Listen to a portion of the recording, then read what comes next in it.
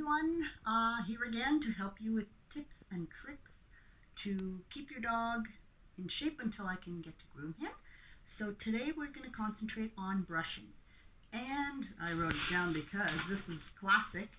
The number one comment I get from my clients is that my dog hates being brushed. And to tell you the truth, of course they would, because by the time we think about going to brush them, they're either very matted or they've got so much undercoat that yes, when you put a brush through them, it's going to hurt. So what my goal is today is to show you how to do it so they actually begin to enjoy it. So we'll start with Scruffy, and then I'll show you some work on Foxy too, wherever he ran out to. And as before, get your table ready, your mat, your brushes, combs, scissors, just in case. We don't need the nail clippers today. And their little treats. So this is the brush I use most often. It's a wire brush, not too... Whoops, there's my other dog. Sorry about that.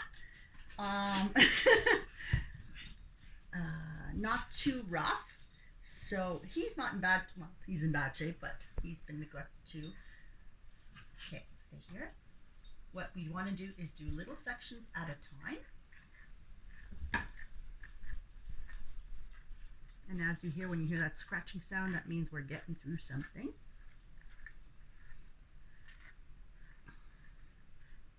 And a little section. You can hold his, if you feel like you're getting to a mat, you can hold his skin, pinch it a little bit, it won't hurt, but this way it won't pull when you're brushing. See here, and he turned. Tricks, work section by section, although I started in the middle, not a good example, but you can start here, work down. If you find you're having a hard time, sometimes working against the fur will help. Now we've got a little mat, he's not too happy. I'll hold that and brush it out. Good boy. Okay. So you can brush with the coat, against, sections at a time. You can go backwards from bottom to top as I was doing here on the leg. Again, lots of treats.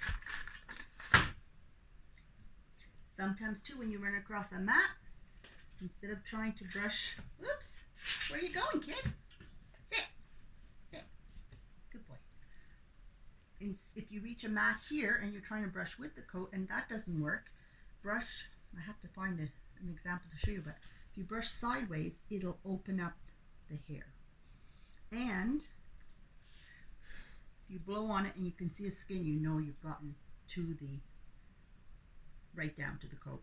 Because a lot of times you can brush a dog and think, oh, he's in great shape. I'll show you that with Foxy. And he's still got a lot of undercoat there. Once you get through with the entire brush, you can take a comb. This is not a good example. I usually have my little metal comb and then go through, and that'll get anything that hasn't come out with the brush. Taking a little at a time. And if I do come across one, stuck, go back, take your brush and go again. Again, another way of doing it. I remember this when my mom used to do her hair in sections. Lift the coat, do a little bit, let a few hairs down, do the next few hairs. I don't know if you get the idea here. And there we go. And this way he doesn't mind. You see, I'm not pulling the brush through the coat because that'll snag, and that's when they get on. That's when they're unhappy. Tail. Most dogs hate having their tails done. Again, a little at a time. And as I said, you reach thing. I'm brushing sideways now. Backwards. Doesn't always work for the tail, depending on what type. As you see. And my philosophy is one hair at a time. And there we go. We got the whole this side. And scruffers. Up we go. There. So that gives you an idea with Scruffy. You can pause and I'll get Foxy up here.